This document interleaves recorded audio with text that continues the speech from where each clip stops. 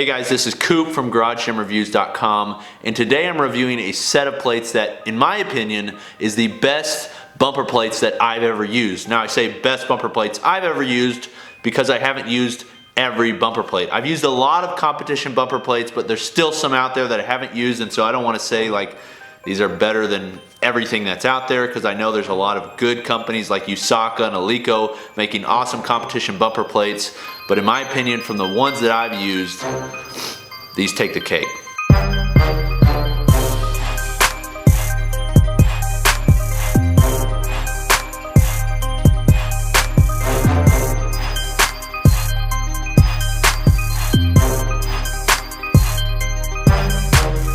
So like I've said, I've used a lot of bumper plates, but there's still quite a few out there that I haven't had the opportunity to use. But in my experience and my research, these are some of the best out there. And it's not because of the company, it's not because of the price, it's not really because of any of that. It's because of what they're made of. And they're made of urethane. These are the American Barbell Pro Series urethane bumper plates. Now, if we were to go through my entire rack of bumper plates, you would not find another material besides rubber. Okay, pretty much every bumper plate that's out there is made of rubber. Either it's a natural rubber or a combination of natural and synthetic rubber.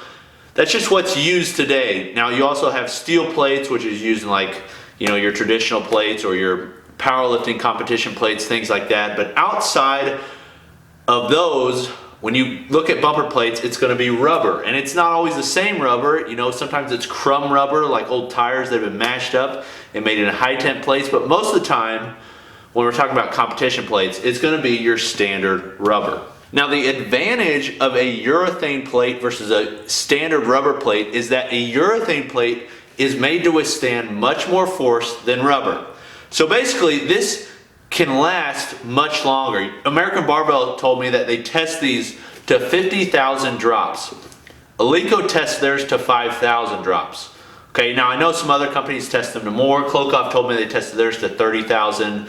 But basically, urethane has been proven to last longer, but only if it has the right formula. So urethane plates have actually been around since I think the 80s, late 80s, early 90s. Companies have been coming out with urethane bumper plates.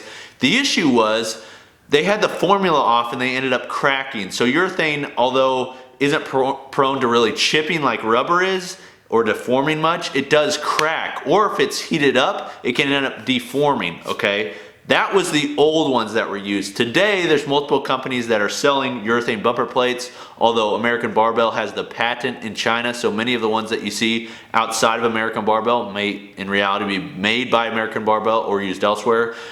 But the urethane that American Barbell uses is a German urethane that's then made in China. Now, there really aren't many plates, if any, made in the USA besides, say, high temp, which are just made of tires. There are not really any competition plates that are made in the USA today. So if you're looking at a plate, whether it's an Alico, a Usaka, American Barbell, a Rogue, most of those are going to be imported and likely they're going to be made in China. Okay, so that doesn't mean they're a bad plate, but that's just to understand where they come from. Now, one of the things about these plates is they are much brighter than any other plate that I've seen. Now, it's kind of hard to tell in video or photo, but when you look at them in person, they're definitely a completely different tone than any other plate. They're much brighter. Now, they're still coordinated to the right colors, like 10 kilograms is green, 25 kilograms is red, and so on and so forth. So it's not gonna mess up the color combinations, but they are a completely different shade. They're much brighter, and that's because the way that it's dyed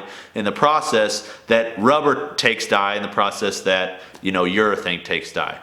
Now, a few things to note. One, it has a one-piece construction, as I said. That one-piece hub construction allows it to, not displace or, not break away from the urethane or anything like that over time. It's going to last much longer. Most plates use a bolt pattern, and then they tighten it against the rubber. But the way that urethane's made, it's possible to have it made with the hub as one piece. The next thing is, if you look closely, there's actually a pebble pattern on the urethane. The reason they put that is because these are slick, okay? Urethane is naturally slick. Even with this pebble pattern, it's still, a bit slick. I would like to see a bit more grip.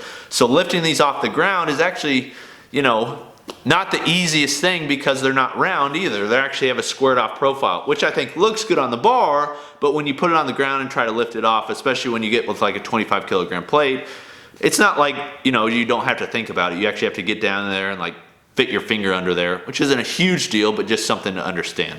Now the last difference between these and say my rubber plates that I have, any other bumper plates, is these don't bounce nearly as much. So they don't end up flying all over the gym or anything like that. But on the other side, a negative is they are a little bit louder. So when you drop them, they do make a bit more noise. It's like more of like a smack than like a thud, I guess you would say, okay? It just has a different noise to it.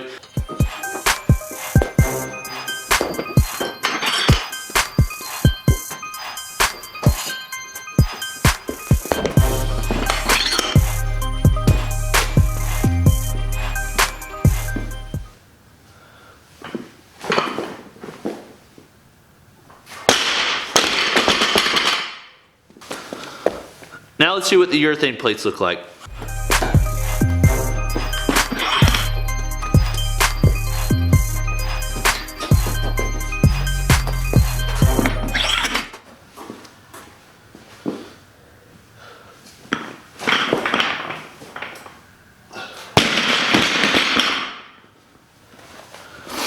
See, a much deader bounce, but a little bit more noisy.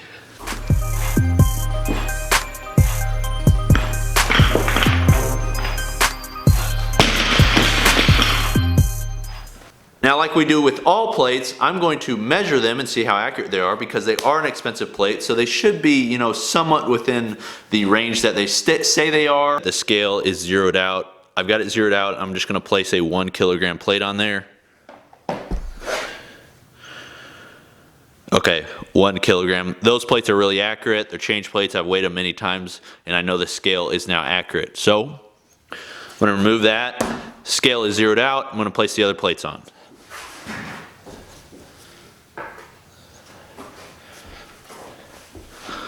$10.15 for the 10 kilogram.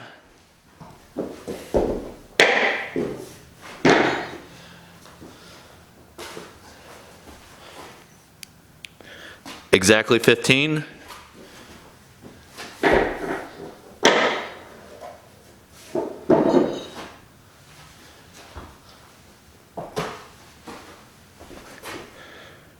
$20.15.